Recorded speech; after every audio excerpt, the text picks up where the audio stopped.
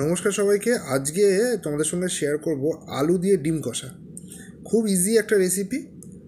এই রান্নাটার জন্য আমাদের লাগবে আলু, ডিম। এখানে আমরা 3টে ডিম নিয়ে করছি। তার সঙ্গে লাগবে পেঁয়াজ দুরকমভাবে কাটা, একটা একদম ঝিরঝির করে কাটা আর একটা একটু ডুমো করে কাটা। তার সঙ্গে টমেটো আর লঙ্কা আমরা এখানে দুটো নিয়েছি। এটা তোমরা যেমন ঝাল খাবে সেরকম নিতে পারো। এর সঙ্গে আমরা রসুন নিয়েছি এই 5-6 কোয়া মতো, আর তার সঙ্গে আদা নিয়েছি অল্প। প্রথমে আমরা তেলের মধ্যে ডিমটাকে ভেজে নেবো। প্রথমে তেলের মধ্যে একটু নুন দিয়ে দেবো, এতে কী হয় তেলটা অনেক সময় ছিটকায় না। তার মধ্যে ডিমগুলো ভেজে নিয়ে তারপরে ডিম ভাজা যে তেলটা রইলো তার মধ্যে আমরা আলুগুলোকে দিয়ে দেবো। আলুর মধ্যে আমরা অল্প একটুখানি হলুদ আর নুন দিয়ে ভালো করে আলুটাকে ভেজে নেব। এরপর এই তেলের মধ্যে আমরা দেবো ছোটো এলাচ আর দারচিনি।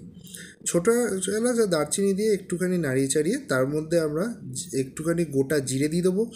গোটা জিরে দিয়ে এর মধ্যে আমরা পেঁয়াজ দিয়ে দেবো, যেটা আমরা ডুমো করে কেটে রেখেছিলাম সেই পেঁয়াজটা দিয়ে পেঁয়াজটার মধ্যে অল্প একটু চিনি দেবো, যাতে পেঁয়াজটা একদম নুয়ে পড়ে আর তার সঙ্গে একটু ক্যারামেলাইজড হয়ে কালারটাও ভালো আসবে।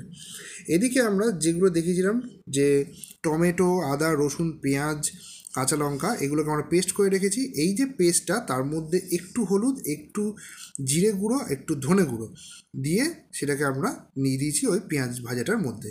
তারপরে একটু নাড়িয়ে চাড়িয়ে নিয়ে অল্প একটু চিনি আর নুনটা এখানে আমরা মোটামুটি 2 চামচ দিয়েছি। তোমরা যদি ইচ্ছে করে তাহলে বেশি বা কম ইউজ করতে পারো।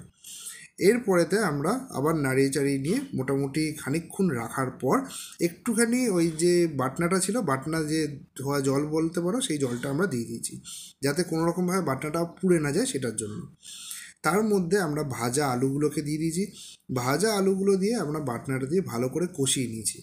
এই কষানোটা মোটামুটি 3-4 মিনিট করো। তার মধ্যে এবারেতে আমরা শাহি গরম মশলা দিয়েছি, খুব সুন্দর একটা টেস্ট আর গন্ধ হয় এতে।